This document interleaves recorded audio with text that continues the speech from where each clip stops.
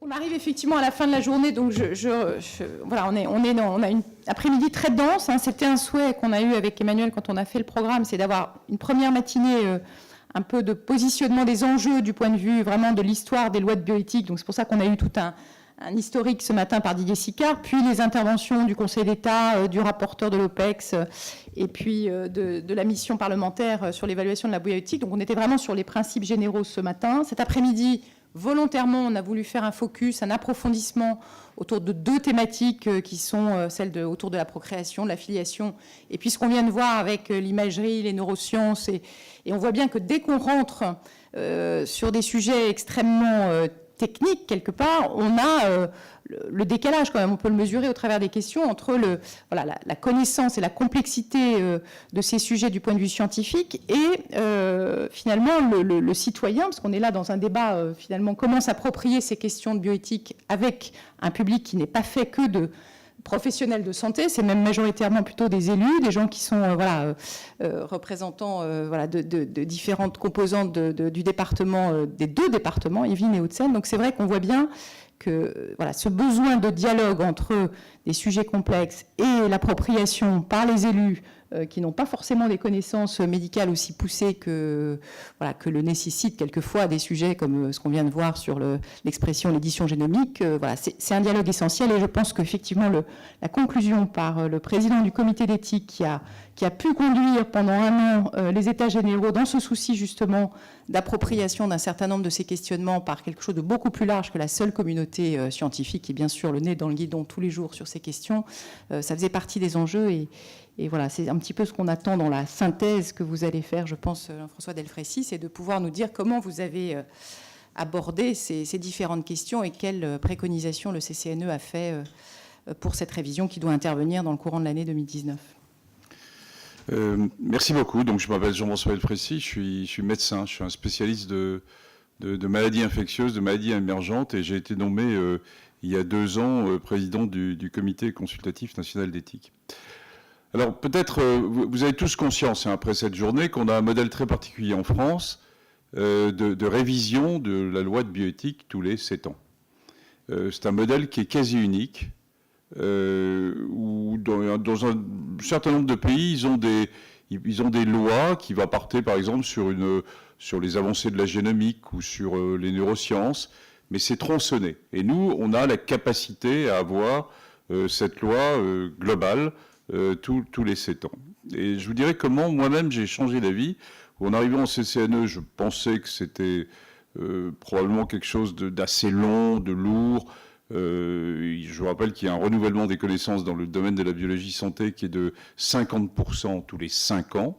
Et je me disais que faire une loi tous les 7 ans, il passait beaucoup de temps. Et maintenant, je suis vraiment persuadé, après avoir vécu les états généraux, que ce temps est un temps privilégié de réunion entre les sachants, d'une part, les politiques, puisque la loi sera votée par les politiques, mais aussi le citoyen qui, même sur des sujets complexes, difficiles scientifiquement ou clivants au niveau sociétal, il a son mot à dire sur ces sujets qui se construisent.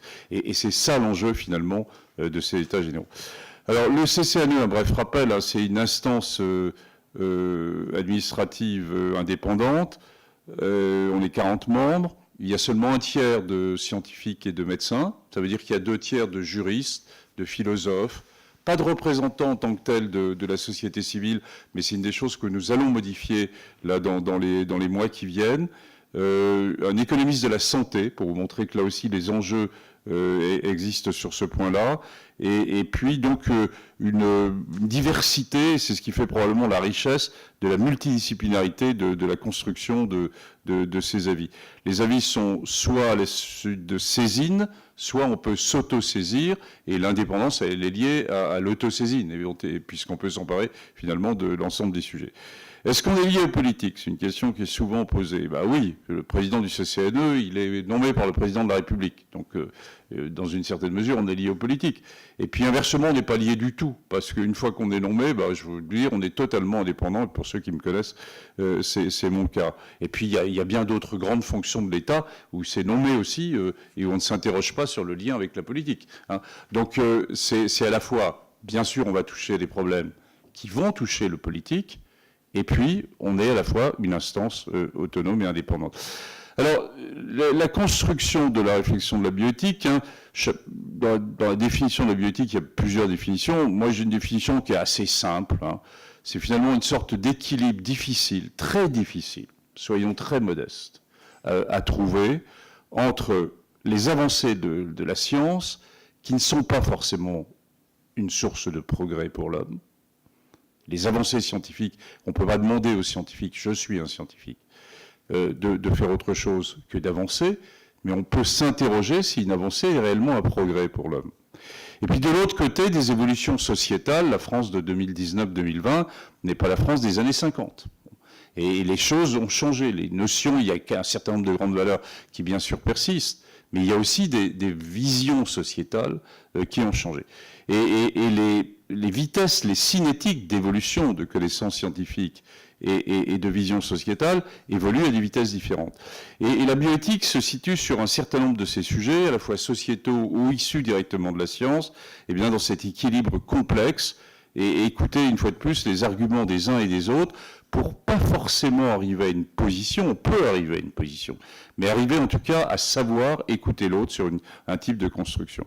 Alors les avis du CCNE, les récents, vous les voyez, c'est-à-dire qu'on a des sujets sociétaux, les migrants, on a un avis qui est à l'origine probablement de la révision actuelle sur l'ensemble aussi de la prise en charge des personnes âgées en France, qui a été assez rude, hein, sur la santé des migrants également. J'ai reçu à cette occasion une lettre assez cognée du ministre de l'Intérieur de l'époque,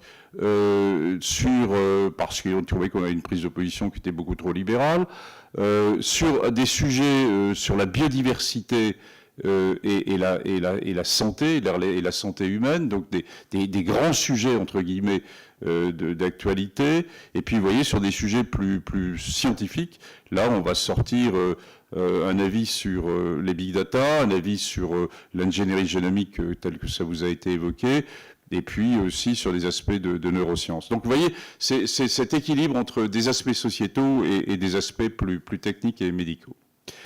Alors, la dernière loi de 2011 a confié au CCNE, le législateur, vous avez confié au CCNE, le soin d'organiser avant la loi elle-même, des états généraux de la bioéthique. Et l'idée, je pense, du législateur, qui était, je pense, bonne, hein, était de confier ça à un organisme indépendant et pas de le faire gérer directement par les services de l'État et par un ministère qui lui-même était impliqué dans la construction de la loi.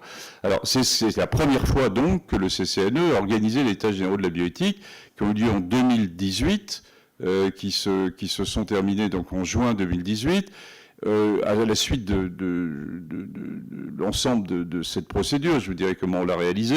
Le CCNE, qui avait une position très neutre durant toute cette phase, a émis un rapport de synthèse sur ce qui avait été vu, lu, écouté, entendu, avec les espaces éthiques régionaux. Et puis ensuite, on a émis un avis, l'avis 129 au mois de septembre de 2018, qui est une sorte de table d'orientation pour guider, donner quelques grandes orientations sur tous les sujets que vous avez abordés aujourd'hui et cet après-midi. L'idée n'était pas de rentrer dans le détail, ça fait l'objet ensuite de décrets d'application et les sociétés savantes sont là pour s'exprimer, mais de dire, voilà, on pense que dans telle direction, il faut aller sur tel et tel sujet. Et puis, normalement, la proposition de loi devait être déposée en décembre 2018, donc il y avait une chronologie assez claire, avec évidemment les prises de position du Conseil d'État et de l'OPEX, QS, que vous avez entendu ce matin. Et puis, patatras, une France qui bouge, une France intéressante d'ailleurs, avec l'affaire des Gilets jaunes, le grand débat, et donc tout le report d'une série du calendrier législatif. Et maintenant, on s'oriente vers un dépôt de la loi, je ne peux pas vous l'assurer, hein, mais qui aura lieu très probablement au mois de juin 2019, et avec ou en tout cas au tout début septembre, et avec une analyse de la loi par le Parlement, par les parlements, durant le dernier trimestre 2019 et probablement le début de 2020, puisque vous savez que le dernier trimestre est toujours un trimestre budgétaire assez lourd, complexe, et très clairement, ça ne sera pas une procédure rapide. Et vous savez qu'il y a aussi, c'est quelque chose de très particulier, puisqu'il y a un droit de vote, puisque sur ces questions complexes, qui touchent à l'intime, qui touchent à des questions par certains moments qui restent clivantes, on le sait, eh bien, il y a un libre droit de vote de chacun des députés. Et on l'a vu lors des lois précédentes, il y a des coupures, hein, il y a eu des coupures de droite-gauche sur la loi précédente, et je pense qu'il y aura de nouveau des coupures cette fois-ci sur certains sujets. Donc voilà ce qu'on sait. Donc 2 temps, et maintenant je vais revenir à ce dont on s'est occupé, qui était le débat citoyen et les États généraux. L'idée que nous avions en tête était de sortir d'un débat uniquement autour des experts et de faire participer une vision citoyenne sur ces sujets complexes. C'est probablement, moi, le challenge que j'ai eu le plus complexe à mener. J'ai mené d'autres challenges difficiles dans ma vie professionnelle, mais c'est comment, sur ces sujets complexes, on arrive à créer débat. Et c'est pas si facile. Donc les acteurs, le CCNE, j'y reviens pas.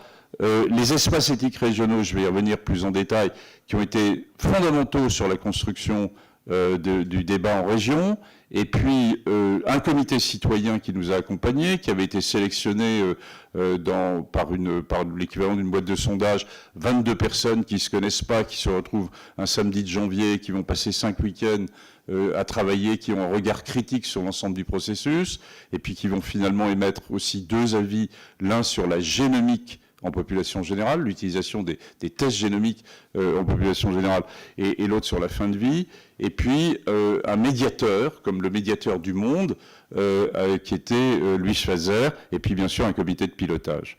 Alors, les espaces éthiques régionaux, je pense que c'était une très belle opportunité qu'ils ont eue de s'emparer, je dirais, de ce débat citoyen. Et je les remercie publiquement tous, évidemment celui de la région Île-de-France en particulier, mais qui est clairement plus mature que la plupart des autres sur beaucoup de sujets, mais qui là s'est totalement aussi emparé de ce sujet. Et donc c'est une série de débats qui ont été organisés en région. On va y revenir sur le type de débat,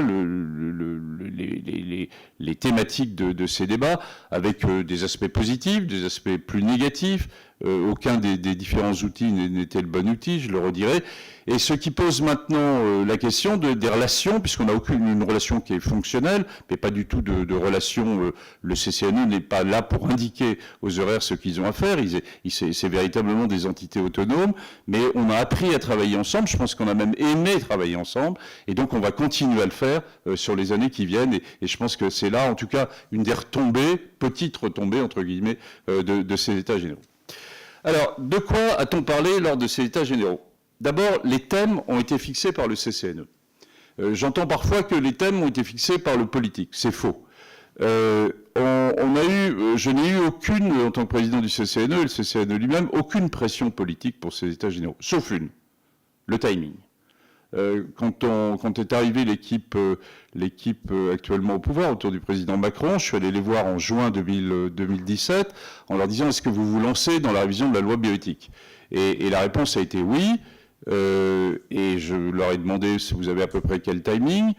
Et on m'avait demandé d'avoir bouclé, entre guillemets, les États généraux et notre propre opinion, s'il y en avait une, pour l'automne 2018, pour déposer la loi au mois de novembre ou décembre, comme je vous l'ai indiqué. C'est la seule contrainte que nous avons eue, qui était de taille, parce qu'il a fallu mobiliser l'ensemble. Il n'y avait pas de plan d'ensemble qui avait été fixé. Maintenant, là, j'ai un plan qui pourrait être mis en place pour les prochaines fois, si prochaine fois il y a. Donc ce timing a été relativement rigoureux. Sur le reste, en particulier sur le périmètre, on l'a fixé complètement. Alors, 2 sujets nouveaux qui vont être dans la loi. Pour l'un d'entre eux, c'est autour d'intelligence artificielle et santé, et numérique et santé, et peut-être sur santé-environnement. Mais santé-environnement est quelque chose de beaucoup plus complexe. Tout le monde, bien sûr, va dire que c'est fondamental. Et inversement, c'est des communautés qui ne se connaissent pas. La communauté de l'environnement et la communauté des santé, et des communautés qui n'ont pas l'habitude de travailler ensemble. Et on l'a vu lors des États généraux. Et pour nous, c'est un des enjeux qui va dépasser la loi. Et quand j'évoquais tout à l'heure que la réflexion bioéthique ne s'arrête pas aux aspects juridiques, elle va se poursuivre, et en particulier sur ce sujet. Les autres sujets, les sujets classiques des lois de bioéthique, Et puis, on a néanmoins mis le sujet autour de la fin de vie, qui ne relève pas véritablement de la loi de bioéthique. On est bien d'accord, c'est un sujet éthique important. La Loces Neoneti date d'il y a maintenant un peu plus de 2 ans et demi. Mais il nous paraissait difficile, alors même qu'on entamait un grand débat sur des sujets complexes, de ne pas permettre à nos concitoyens de s'exprimer sur où on en était sur la fin de vie. Alors, les données, 4 outils donc pour cette consultation, essayer de parler de ces sujets complexes ou clivants avec nos concitoyens. Le site web, plusieurs centaines de milliers de passages, autour de 185 000 passagers uniques, visiteurs uniques, 65 000 contributions en gros, vous voyez, et puis un outil qui a été en partie dévié par des associations qui pensaient sur un certain nombre de sujets, en particulier autour de la procréation, donc des limites au site web. Sur le site web, c'est d'ailleurs les 4 grands thèmes qui sont sortis de façon globale sur les états généraux, les sujets autour de la procréation, les sujets autour de la fin de vie, les sujets autour de la génomique, et un sujet dont je n'ai pas du tout parlé encore, mais sur lequel on va revenir, c'est la place du patient dans le système de soins. Bon, ce qui nous a beaucoup intéressé, parce que nous l'avions parmi les 9 sujets des États généraux, et il est ressorti en force comment nos concitoyens voient bien cette médecine du futur qui est en train d'arriver, et quelle va être leur place, comment ils vont se situer. Au passage, vous pouvez constater que dans le grand débat national, c'est exactement la même chose, c'est-à-dire ce sujet-là autour de la place du citoyen dans le système de soins et l'accès à la santé, l'accès aux soins, qui n'était pas un des sujets du débat national, est revenu en force aussi, ce qui montre bien, là c'est très clair, on a 2 débats avec un log de différence bien sûr, mais qui retrouvent la place importante que souhaitent nos concitoyens dans la réflexion sur cette médecine du futur, et ne pas laisser seulement la main ni aux spécialistes, ni aux politiques. Alors, sur les événements en région. Les événements en région, c'est des débats essentiellement, mais c'est aussi des débats qui ont pu avoir lieu, de grands débats dans l'amphi, mais aussi des débats en EHPAD, donc de différentes formules, avec une grande liberté qui était laissée aux espaces éthiques régionaux sur les thèmes.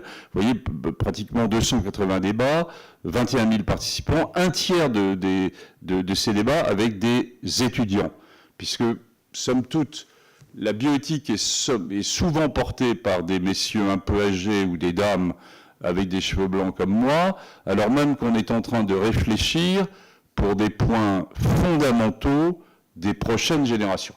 Et il faut donc, dans la mesure du possible, qu'on essaie d'impliquer au maximum la jeune génération dans cette réflexion initiale, ce qui n'est pas toujours facile et qui est pourtant totalement essentiel. L'autre outil, le troisième outil, était les auditions réalisées par le CCNE. Vous voyez, c'est des auditions qui étaient avec un schéma d'1 heure, 3 pages de propositions. On a écouté plus de 260 auditions, avec à la fois les grands organismes de l'État, mais aussi des petites associations de patients, enfin, qui ont été extrêmement riches au niveau des auditions. Et puis enfin, le comité citoyen, je vous en ai déjà parlé. Alors, bien que je vous ai indiqué que le CCNE souhaitait ouvrir le débat sur le citoyen, il y a des sujets qui relèvent de l'expertise. Il faut à certains moments aussi appeler un chat un chat. Il y a des sujets complexes sur lesquels on a besoin de réfléchir avec les scientifiques. Et ça a été le cas. On a réuni l'ensemble des comités d'éthique institutionnelle, ceux de l'INSERM, du CNRS, de l'Académie de médecine, de l'Académie des sciences. On a réuni tout le monde au mois de novembre. C'est la première fois qu'ils se réunissaient tous entre eux depuis plus de 10 ans. Et on va recommencer la même opération sur l'année 2019. Et puis, on a ouvert des ateliers spécifiques sur certains sujets où on pensait qu'il fallait que la réflexion aille plus loin, et en particulier sur la recherche sur l'embryon et les cellules souches. Qu'est-ce qu'on pouvait faire bouger dans cette nouvelle loi ? Également un atelier sur la génomique, un atelier sur les neurosciences. Vous voyez que ça rejoint la discussion qui vient d'avoir lieu. Et puis, un groupe de travail spécifique sur numérique et santé, intelligence artificielle et santé, avec la production d'un document en collaboration avec la CERNA, qui est le comité d'éthique d'un des grandes alliances Athéna, donc scientifique autour du numérique, et où, par ailleurs, on va avancer là-dessus. Le CCNE va garder dans son champ les aspects de numérique et santé, mais va aider à la création d'un nouveau comité du numérique en général, c'est-à-dire ce qui dépasse les aspects de santé, numérique et transport, numérique et finance, où je ne souhaitais pas qu'on le prenne au sein même du CCNE, mais qu'on ait quelque chose un peu en parallèle, en faisant bénéficier ce comité de l'expérience acquise, là maintenant depuis de très nombreuses années, sur des mots-clés de l'autonomie, de l'indépendance, de la multidisciplinarité, et on va donc aider à la création de ce comité d'éthique institutionnelle. Alors, on termine sur un avis du CCNE le 25 septembre, sur lequel on fait un certain nombre de propositions. Il y a une discussion au sein du CCNE. Hein. Il faut voir que c'est un organisme qui est... c'est pas un organisme, c'est une entité, c'est un club de réflexion, entre guillemets, un club intello, un peu, donc avec des gens d'horizons très différents. Et on était partagés, fallait-il que le CCNE prenne une position avant la loi, ou au contraire, est-ce qu'il avait fini son rôle avec le rapport de synthèse et en disant voilà ce qu'on a vu et entendu. Et il nous a paru quand même qu'à l'occasion de la loi, il fallait qu'on indique qu'on indique un certain nombre d'opinions, et c'est ce qui est fait l'objet donc de l'avis 129 du CCNE. Alors pour tout ça, grande couverture de presse. Pour être clair, l'ensemble de l'organisation des états généraux, tout compris, c'est 800 000 €. Alors c'est beaucoup, mais c'est à la fois rien hein, quand on voit l'ensemble de ce qui a été réalisé. En particulier, on n'avait absolument pas les moyens de se payer des coms sur la télévision, sur les journaux, mais on a été énormément suivi par la presse. On a eu 4 unes du Monde sur cette période-là. La Croix joue un rôle fondamental d'instruction, d'évolution, avec une grande neutralité et d'information sur l'ensemble, et puis un certain nombre d'autres journaux, bien sûr. Alors, quelles leçons à tirer? Je terminerai avec 4 ou 5 slides, si j'ai encore le temps de les faire. Ça va, c'est bien. Alors, le premier point... soyons modestes, hein, soyons vraiment modestes. Hein. C'est très compliqué de faire participer et d'avoir un débat sur des sujets aussi complexes avec le public. Aucun des outils que nous avons utilisés n'est le bon outil. Chacun a ses nuances et chacun a ses limites. On a eu des débats qui se sont très bien passés, il y a des débats qui se sont mal passés. Le site web a été à 50% monopolisé sur les sujets de procréation. Inversement, les auditions ont été extrêmement riches. L'avis du comité citoyen a été extrêmement riche. Je compare ça finalement en disant que, surtout dans ce genre d'approche, il faut avoir plusieurs outils, et je compare ça à finalement un enfant qui a un puzzle qu'on jette devant lui, qui ne comprend rien, et puis à un moment donné, il commence à rassembler ses pièces, et finalement, il va faire son puzzle. Et c'est ce qui nous est arrivé, c'est-à-dire c'est un travail, et je ne sais pas d'ailleurs comment va se faire le travail de synthèse là, du grand débat national. Nous, on a passé énormément de temps, du temps plein, je ne vous raconte pas, avec une série d'étudiants très brillants de Normal Sup et de Sciences Po pour nous aider, pour arriver à faire une synthèse avec les différents croisements qui nous remontaient à la fois des auditions et bien sûr des espaces éthiques régionaux. Alors, sur les enseignements généraux, premièrement, il y a le débat public, il y a un besoin, c'est une vraie réalité.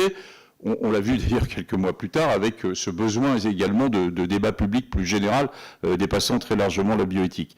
Après, il faut savoir, 1, l'organiser, 2, en connaître les limites, et 3, se dire que la réflexion sur la bioéthique mérite probablement mieux qu'un débat public de quelques mois, une fois tous les 5 ou 7 ans. Hein, et qu'il faut avoir quelque chose de beaucoup plus approfondi, de beaucoup plus en continu, et c'est ce qu'on souhaite mettre en place à partir là de 2020, dès que la nouvelle loi sera votée, en particulier avec les espaces éthiques régionaux et avec les comités d'éthique institutionnels.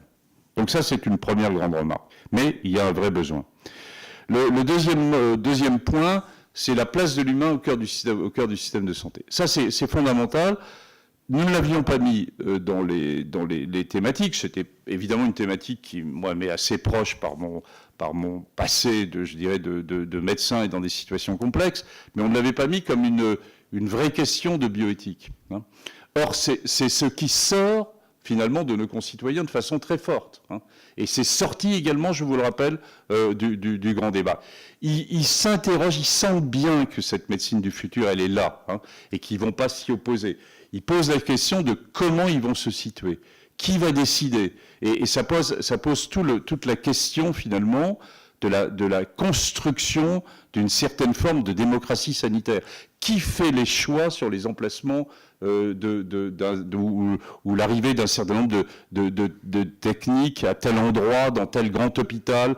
Qui fait le choix de la fermeture, indépendamment des aspects très techniques et qui sont nécessaires, mais aussi de l'organisation des soins? Est-ce qu'on laisse ça uniquement aux professionnels? Est-ce qu'on laisse ça uniquement aux politiques? Eh bien là, on a des éléments de réponse. En tout cas, ils souhaitent y participer. Et à l'occasion de ce débat sur les états généraux de la bioéthique, c'est à mes yeux, et d'ailleurs c'est une construction qui est en train de se faire à l'OMS, on a un meeting la semaine prochaine à Genève là-dessus, sur comment on construit des éléments de démocratie sanitaire qui ne s'oppose absolument pas à la démocratie véritable, hein, dont je suis totalement partisan, mais qui, sur des sujets de ce type, se prête particulièrement à ce type de réflexion et laisse en particulier ce qui est fondamental dans notre réflexion éthique sur, une fois de plus, les techniques sont là, etc., etc.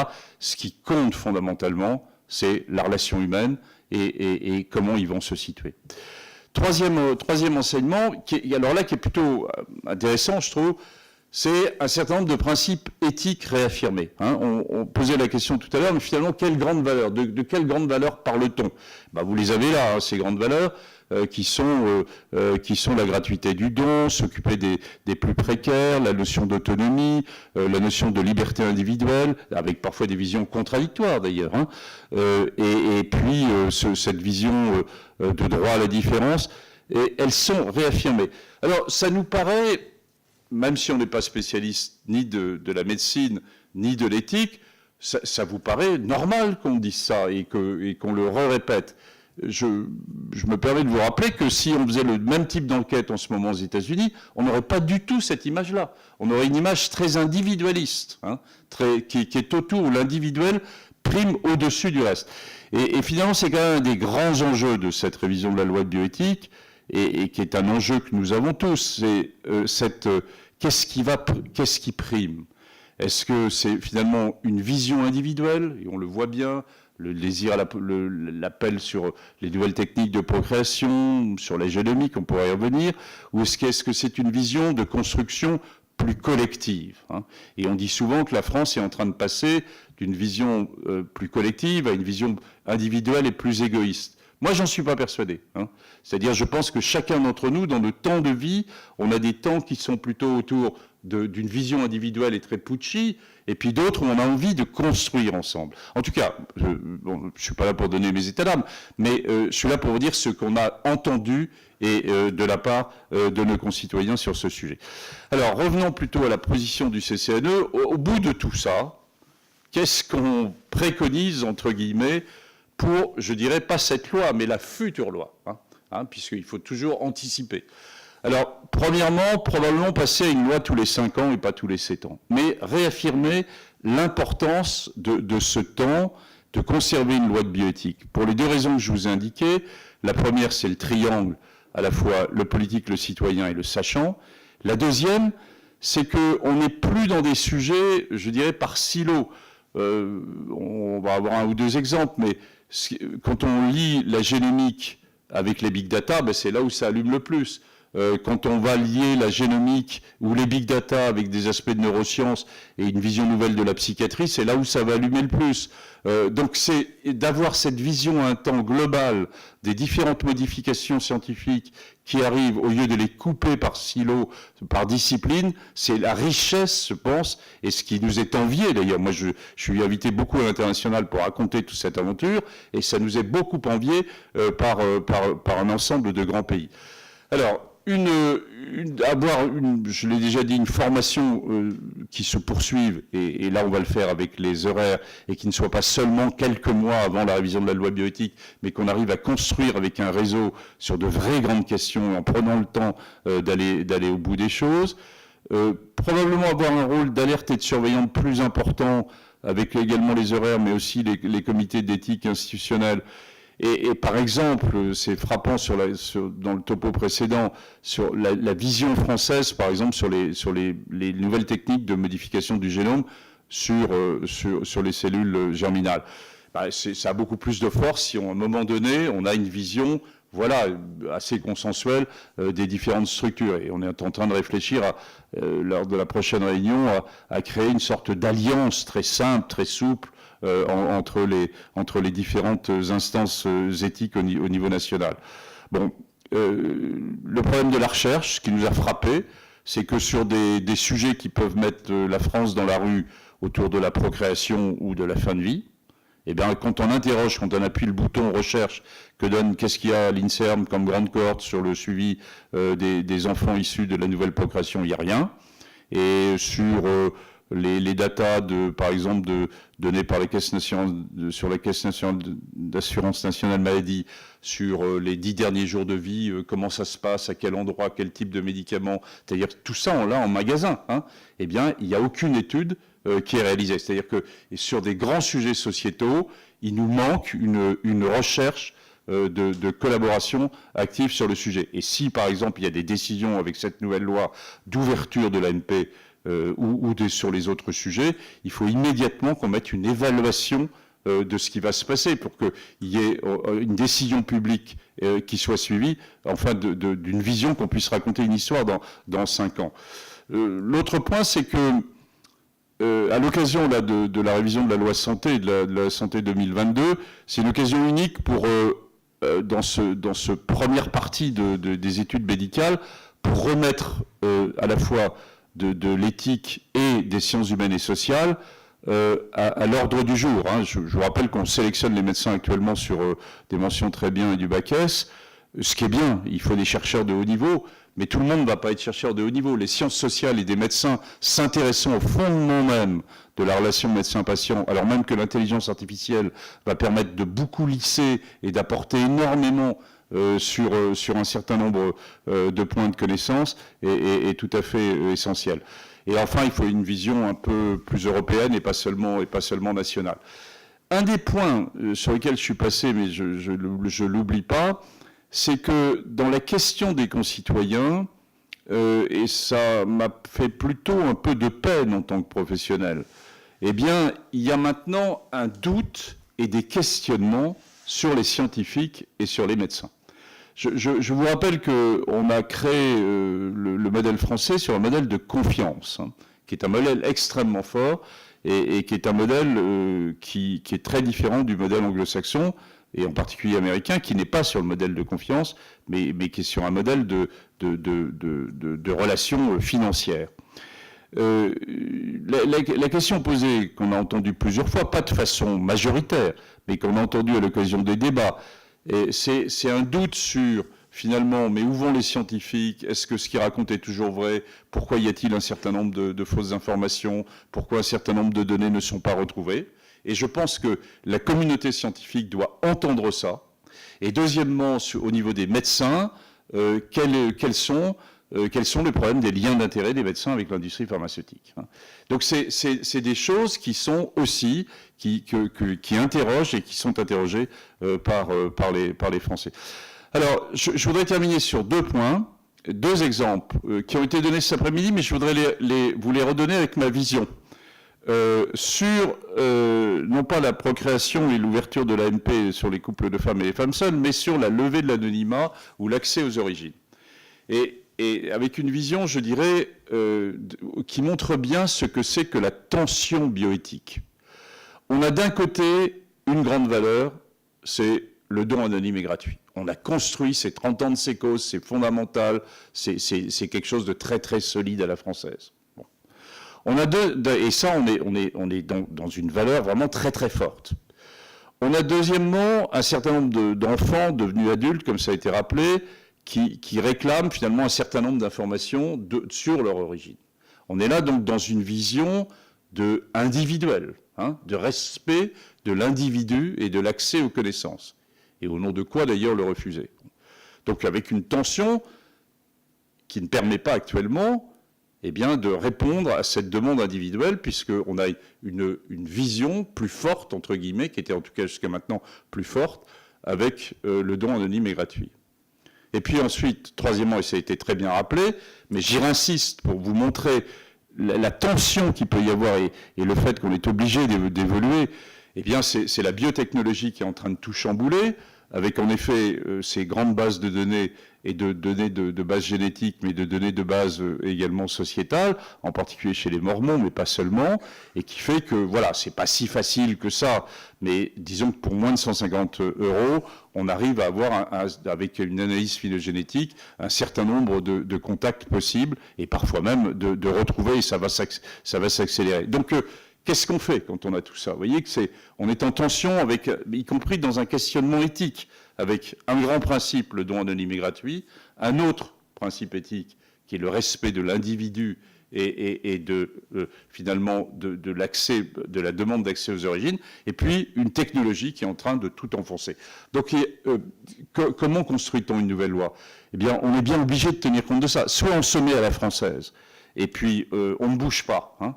Soit au contraire, on se dit, eh bien, puisqu'il y a cette évolution, essayons de la canaliser et de la construire, mais c'est une possibilité. Deuxième exemple enfin pas du même type sur la génétique. Alors, on vous a abordé tout à l'heure le problème des ciseaux génétiques et donc de modification du génome. Bon. En fait, je pense que ça ne se posera pas beaucoup dans cette loi, puisque la France est comme ça a été bien dit, et dans le cadre de la Convention d'Oviedo, et donc on va rappeler ça dans la loi. Par contre, il y a une autre question qui est totalement essentielle, c'est l'accès aux tests génétiques en population générale ou en préconceptionnel. Hein, je vous rappelle qu'on peut l'avoir sur Internet, que c'est strictement interdit par la loi, que la loi, évidemment, est incapable d'interdire, mais qu'elle l'interdit quand même, que les coûts sont actuellement, je le disais, autour de 150 €, mais que ça va baisser, que dans un an, ça sera autour de 50 €, et que vous avez des publicités sur BFM Télé. Il a fallu que j'intervienne auprès des autorités ad hoc, parce qu'ils font de la publicité, soi-disant, pour l'accès à des choses héréditaires. Et en fait, quand on teste ce qu'ils rendent, ils rendent un certain nombre également de gènes et de mutations possibles, de gènes d'intérêt associés à tel ou tel type de pathologie. Donc ils dépassent très largement ce qu'ils annoncent. C'est d'énormes sociétés qu'il y a derrière. Vous en avez deux exemples qui sont là.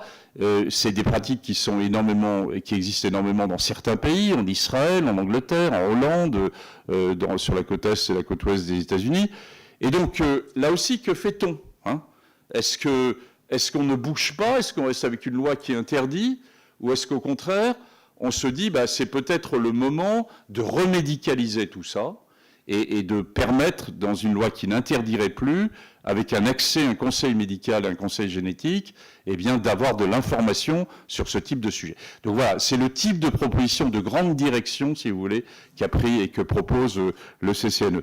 Alors tout ça pour terminer, et pour vous dire que, voilà, les membres du CCNE, pour vous dire que le souhait qu'on a pour cette loi, et j'avais confiance en tout cas jusqu'à novembre-décembre, maintenant je ne sais plus trop ce qui va se passer, c'était une loi finalement qu'on souhaitait soit une loi de confiance, que ce soit une loi qui prenne en compte également des nouveaux aspects, en particulier sur numérique et santé, hein, qui sont un enjeu très important là, pour l'organisation et pour l'ensemble de la santé dans les années qui viennent, et que ça soit une loi qui ne soit pas comme ont été les dernières lois, à vrai dire, sur les lois de bioéthique, qui étaient des lois d'interdiction. Et que là, on rentre vraiment en tenant compte des évolutions qui existent, et tout en ne se masquant pas qu'une avancée scientifique n'est pas toujours source de progrès, mais qu'on regarde vraiment en face quand même ce qu'on a en face de nous pour pouvoir mieux l'accompagner et l'accompagner avec les professionnels de santé. Voilà, je vous remercie.